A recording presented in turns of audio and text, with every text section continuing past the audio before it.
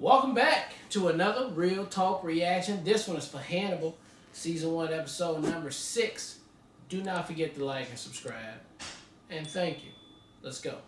I just have to do a special shout out. This is now in rotation, so shout out to our community for voting it in. I'm excited about that. I think it's gonna be much more beneficial to be able to react to it more consistently. Yeah. And then also I just have to shout out Emma, who's been putting it on the poll consistently, who's been sponsoring it up to this point as well. I was so excited when I saw it voted in. I thought of you first. So Emma comes through with a comment then from the last episode that she sponsored saying, "Thanks for the reaction. It must be difficult getting back into the flow of this show when there are a couple of months between episodes, so I'm happy it won the poll."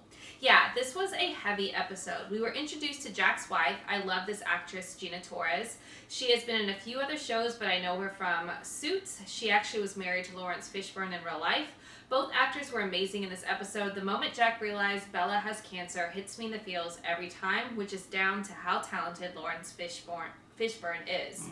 I had the same reaction to our killer of the week. Have absolutely no idea how Angel Maker flayed his back, managed to climb and string himself up there, or how he could tell who was evil. It's always interesting watching Hannibal manipulate. He wasn't exactly suitable this time, though. I think he meant subtle this time, though. Yeah. Will even pointed out Hannibal was trying to alienate him from Jack, which he was, and yet it still planted the seed to cause Will's later argument with Jack. I may feel sorry for Jack in this episode, but I hate how he treats Will some of the time. Also, the sleepwalking and everything going on with Will has more to it, which will be brought to light soon. Yeah, I hope so. We had the infamous "Did you just smell me?" line this episode. The next episode is a good one because we are introduced to some of my favorite characters, so I'm looking forward to it. Well, let's get to it. We get to see them right away now. Let's get into episode 6 right now.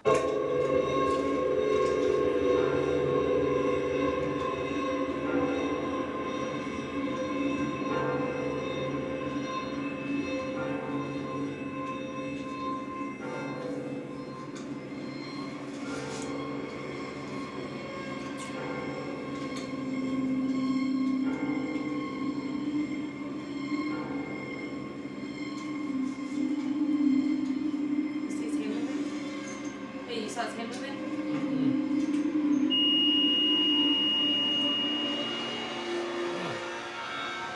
Oh, we know him. That's liars. What are they? Are they gypsies? Family. Well, thanks to Freddie Lowndes, there's an unconfirmed story floating out there that the Chesapeake Ripper's already in custody. Unconfirmed? Am I confirming? Fact-checking for Freddie Lowndes. Who's fact-checking for me? I just feel a little nervous going into these places. Why's that? Afraid they won't let me out. Don't worry, I won't leave you here. Yeah, not today. Dr. Bloom just called me about you, Mr. Graham. Or should I call you Dr. Graham? No, I'm not a doctor. You're not FBI either. That's a temporary identification. Mr. Graham teaches at the academy. Ah, a teacher. Please, gentlemen, take a seat. I like that, though. He's like, I don't like going to places like this. I'm always scared they won't let me back out. Dr. Chilton, we're going to need to see the crime scene while it's still relatively undisturbed. I assure you, for something so disturbing, it is quite undisturbed. Why was a nurse left alone with a prisoner in a high-security psychiatric hospital? For the 2 years since he was brought here, Gideon behaved perfectly and gave every appearance of cooperating with attempts at therapy. As dictated by our present administrator, security around him was slightly They call the riches? relaxed. I cannot help feeling responsible myself for what happened. Say what? He sat directly across from me. I had no idea what he was hiding. It might have been the And now one of our rest. staff is dead. I understand, Doctor. Mr. Graham's going to need to see the crime scene with as much privacy as you can provide. Oh, yes, that thing you do. You're quite the topic of conversation in the psychiatric circles, Mr. Graham. Am I? Yes. A unique cocktail of personality disorders and neuroses that make you a highly skilled profiler. He's not here to be analyzed. Perhaps he should be.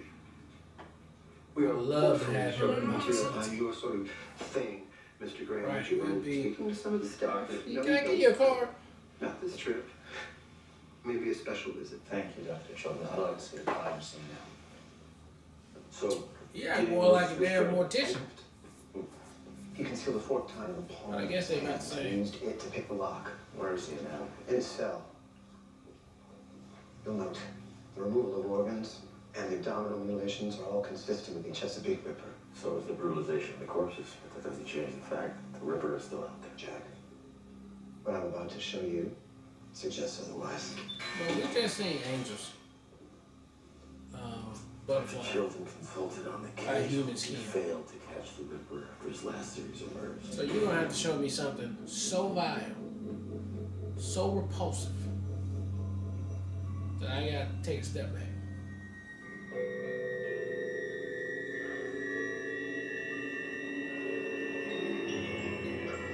Making me failed and kept failing to capture the Chesapeake Ripper? So I already had him.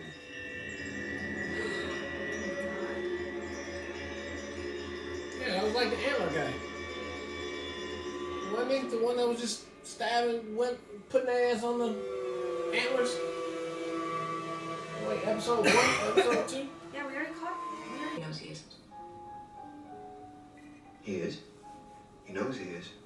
So do I. Did you discuss the Chesapeake River's crimes with Dr. Gideon before he murdered the night nurse? But I began to suspect what he was. Oh, so he gave him all the info, babe. Fearing he might be exposed may have spurred him into action. Is it possible you inadvertently planted the suggestion in Gideon's mind that he was the Ripper? They're not suggesting coercive persuasion. Oh, Well, I yes. said Because inadvertently. you're not that good at your job. Psychic driving is unethical. But reasonable in certain circumstances. What circumstances? It may have been useful trying to remind Gideon he's the Chesapeake Ripper. If he repressed those memories. But he seems to have come to that awareness all by himself. Dr. Bloom, if he has been unethically manipulated somehow, I need to know. I love your insight. Dr. Chilton, would you care to assist me with the search? Look at all these. All of them are psychiatrists, you know. Peel it. And the flesh is also purple. Not like other grapes where flesh is white and color comes from the skin. A grape with nothing to hide. Were I in your position, I would have attempted psychic driving. Perhaps you on my behalf. I promise. I'm much more forgiving of the unorthodox than Dr. Bloom. Shall we? Psychic driving? What does that mean? You say psychic drugging? No, I think driving, he said. Like, I don't know. Jack, it's Miriam. The last call was made to Jack's cell from a disposable phone traced here. We're within 100 feet of here. What was Marion last looking into? Medical records. If the Ripper was a surgeon, she thought he might have treated one of his victims. They retraced her steps. The ones they could find. She made a jump somewhere they couldn't explain. You make those jumps. The evidence has to be there. Every surgeon that came into contact with any of the Ripper victims has been thoroughly vetted or currently under observation. Including Dr. Gideon? Dr. Gideon wasn't in my bedroom. Chesapeake Ripper was. Is that long ass hair, Jack? Left something the others didn't. Phone number.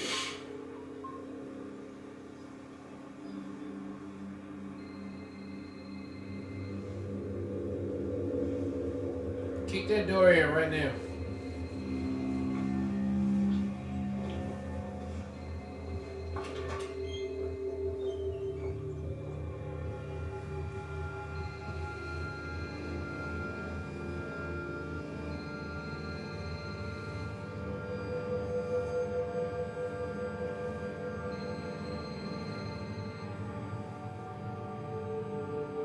Oh, there's a dead body.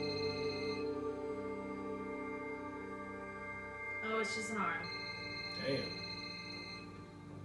I didn't know I didn't put it on display.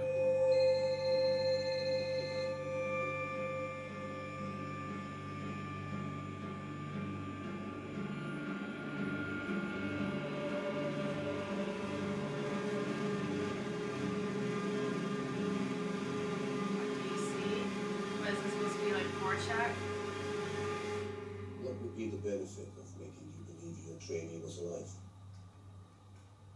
Hope. The Ripper wanted to cloud my vision with hope. It can sometimes be brave to allow yourself hope. Not the false kind. Don't give up hope for your wife. Not yet. She's lost hope, which means you can't. I don't have any control over that. Take control.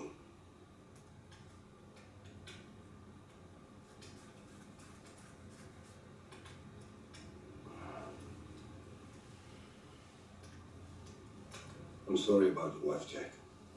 I truly am. I believe the world is a better place with her in it. And I'm sorry about your trainee.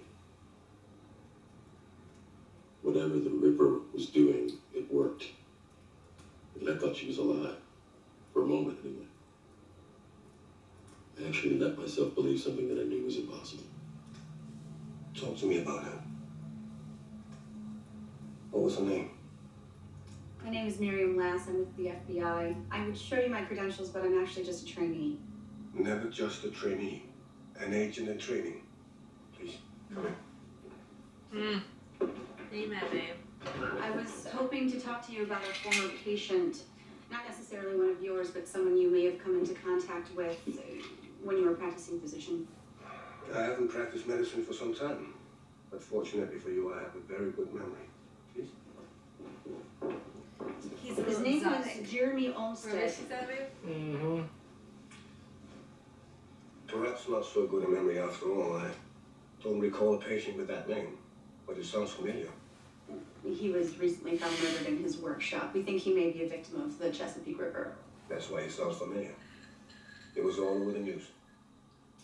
He had 2 old scars on his thigh. Pathology checked with the local hospital. He had fallen out of a tree blind 5 years ago while bow hunting. Stuck an arrow through his leg. The doctor of record was a resident surgeon, but you were on duty in the ER that night. I was. Your name was on the admissions log. Crazy. Let What me was this? think. Man, time be flying, So though. many Jesus people Christ, in man, the how ER, long but not was so that? many answers. That is It's been a long time crazy. since the accident, but I thought you may remember if anything was fishy with the arrow wound. You know, I see so many If it's a patients. gentleman I'm thinking of, I It's did crazy. remember a fellow hunter bringing him in, but I recall very little else. Figured it was a long shot. Yeah, I mean, you got video or any documents? I did keep that I detailed wrote down? journals during those days. If you like, I can get them for you. Maybe you'll find something helpful. That would be great. If you don't mind. Not at all. Not If at you all. wait here, I'll be right back.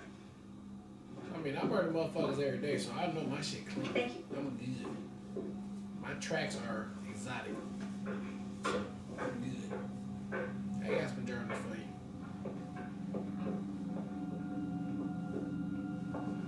Oh, maybe she found out. That's why she got murked.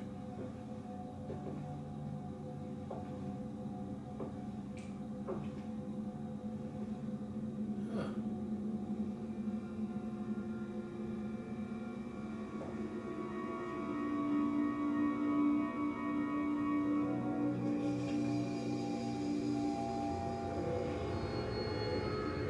Well, goddamn. I wish you wouldn't have found that.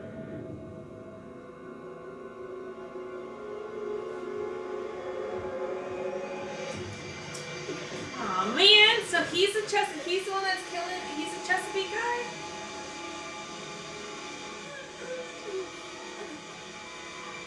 I wish you wouldn't have found that, Clarice. For a second, you ain't seen this motherfucker kill nobody in 6 episodes. You did on a 6th episode, though. You're a very brave young woman. That's funny. You sitting there talking to the person who murked her. And kept her arm And for she some was reason. like, he's exotic. You'll probably notice it before I do. Kept her damn arm, baby. With the cell phone.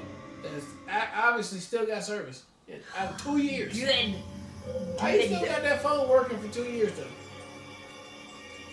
Who kept paying the bill? These are deep FBI things you're gonna have to ask yourself.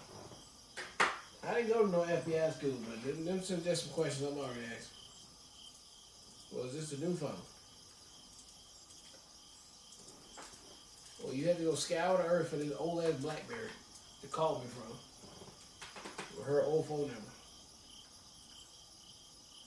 Make it make sense. Alright, that was episode 6, Hannibal. We finally got some Hannibal in this episode right here. It's a shame though he had to murder somebody that we liked and we know.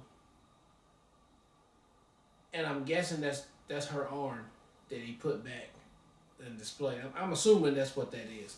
But where did this long-haired person end up at his house? Unless he brought like the head and put it in the bed, which is creepy crazy. Probably did. Because that hair is like long blonde. Yeah, and Hannibal it was like is her not. hair. Yeah, Hannibal is not. It's like old girl's hair though. It's old girl's hair. That would lead him to believe that she's still kind of like lurking or alive. It would have been more sinister if she was the killer, but no, she's way too young. We've been killing for a minute. So it makes sense that Hannibal was the one that's doing it.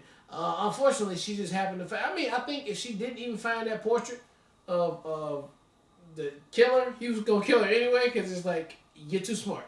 You already asked I can't even believe you came up to me. Yeah. Like, I thought I did such a good job of being under the radar. So I'm going to have to go ahead and get rid of you. Now, he taking a chance, though, big time, because she is FBI. And so, yeah, man, you fucking with the goat over there who's her boss. And so, yeah, I mean, it's gonna be a difficult situation. Shout out to Eddie Izzard, though, appearing, cameoing on this show. I guess we'll see some more of him, right? Because that story we didn't even finish that at all. And I'm just wondering if they gonna shock us with all of the foods that Hannibal keep giving people. Is he gonna ever say, like, these are from humans? I mean, that's pretty much what he did host, like, even in the movies, like, before he gets caught, like, he was known for his epic dinner parties, and, like, unbeknownst to they're eating humans. Yeah. And, like, just like they just said, too, even, like, the Chesapeake Killer was taking certain body parts, and, you know. Yeah. And, you know, he's out there grocery shopping from human bodies, I guess. And, you know, he's sauteing that shit up so good. He just fucking putting the right seasoning on there. You don't even know. It just tastes like duck, chicken, and whatever. So you would never even know. So that's just creepy and crazy all in the same. But yeah, another good episode, man. I'm glad we starting to get over into the like Hannibal part of it. So can't wait to see another. Yeah, I was about to be like, shout out to executive producer. Well, I don't even have to do that. It's in rotation now, so I'm excited about that. Especially with an episode like this, right? I feel like this episode definitely has the pacing that we're looking for. To your point, it definitely, like, obviously with the cliffhanger, it's our first time seeing Hannibal being nefarious in the actual, like, what we know Hannibal's nefarious for. The manipulations and the mind games and all of that's fascinating in of itself.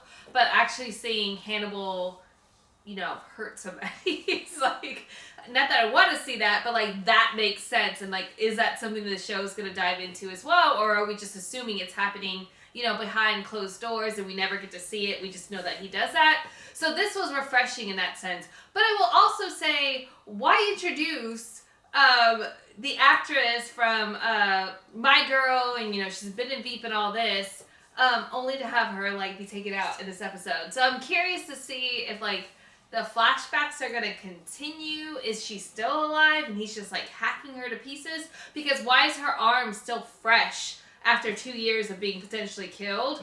It wouldn't be, yeah, it could be frozen.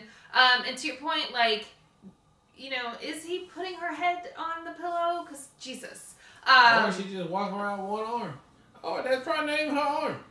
She's just walking around helping him. She's a helper. She's like on like a girl that was obsessed with Saw, like got converted. She's just helping them. Stockholm syndrome or whatever. I don't know what it is, but it's enticing and it's interesting, and I like the pacing of this entire episode. And I think I thought she was super intriguing, and the way her mind worked was really great too. So I'm very curious to see how that plays out. But I thought this was an excellent episode. And I love that it ended on the cliffhanger that it did, and I love that we're just like, get to check it out in a couple days because it's in rotation. So I'm excited about that. So good episode. Looking forward to the next one. All right, well, look, thank you guys again for watching another Real Talk reaction for Hannibal. Season 1, episode number 6. And until next time, peace.